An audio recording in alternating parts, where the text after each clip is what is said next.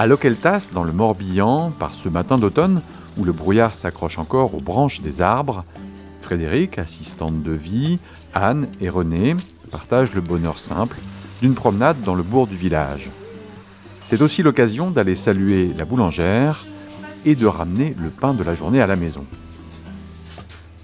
Et oui, Anne et René habitent ensemble et ils partagent leur domicile avec 6 autres colocataires, tous touchés par la maladie d'Alzheimer.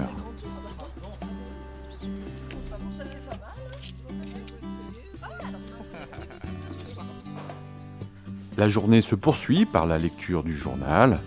C'est la force de ce concept innovant qui permet à chaque malade de vivre à son rythme, constamment encadré par 2 assistantes de vie dans un environnement familier, chaleureux et sécurisé.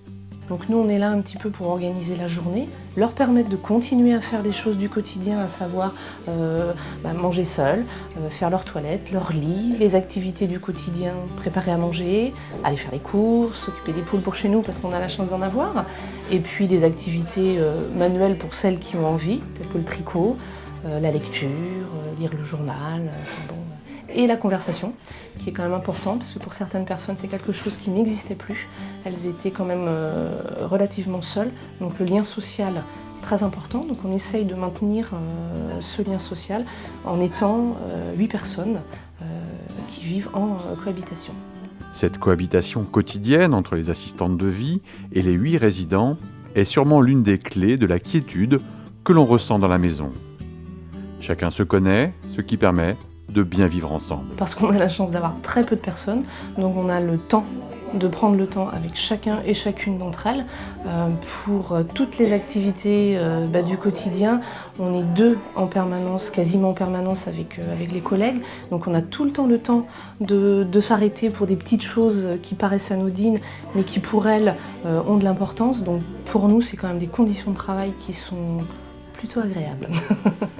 Pour les communes qui accueillent ces domiciles, c'est un vrai plus, qui permet de proposer une solution de proximité aux anciens du village.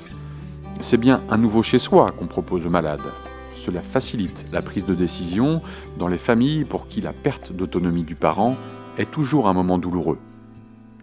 Souvent, le retour que l'on a des familles sur les premiers contacts, c'est aussi il y a l'hésitation du fait du sentiment d'abandon de son parent, de ne pas pouvoir s'en occuper. Et après coup, les derniers retours que l'on a quand on fait des réunions avec les familles, on essaie d'en faire 2 fois par an, les familles sont vraiment contentes du retour qu'ils ont. Ils sentent leurs parents progresser par rapport à ce qu'ils avaient dans leur domicile, parce que souvent ils ne faisaient plus de tâches quotidiennes, alors qu'aujourd'hui ils réapprennent à vivre. Cette vie en colocation permet effectivement de multiplier les interactions, les activités, de faciliter la parole et les gestes du quotidien. Pour les familles, c'est un véritable soulagement de retrouver de la joie, de la vie sur le visage de son parent. Ici, elle est bien. Elle est bien. Et moi, je le dis, mon frère le dit. Son frère vient régulièrement la voir. Elle a une amie d'enfance, Simone, qui vient la voir aussi. Enfin, tout le monde dit qu'elle est bien. On sait que la maladie est là, mais elle ne régresse pas. Elle est bien, elle est heureuse. Alors, elle a des moments mais ça c'est la maladie qui fait ça, de lucidité où là, effectivement, ça revient toujours. Qu'est-ce que je fais là? Pourquoi je suis encore là? Mais sinon, elle est bien. Elle est occupée, elle fait des choses qu'elle ne faisait plus à la maison. Éplucher des légumes, des fruits, elle ne faisait plus ça chez elle. Faire du tricot comme elle fait là maintenant, avec toute l'équipe, avec Frédéric, en train de faire un patchwork. Bon. Elle faisait plus ça, elle était convaincue qu'elle ne savait plus tricoter. Bon, voilà. Donc il y a un tas de choses qu'elle refait, et moi j'étais persuadée qu'elle avait perdu tout ça. Ouais, non, là, elle vit même mieux que si elle était chez elle.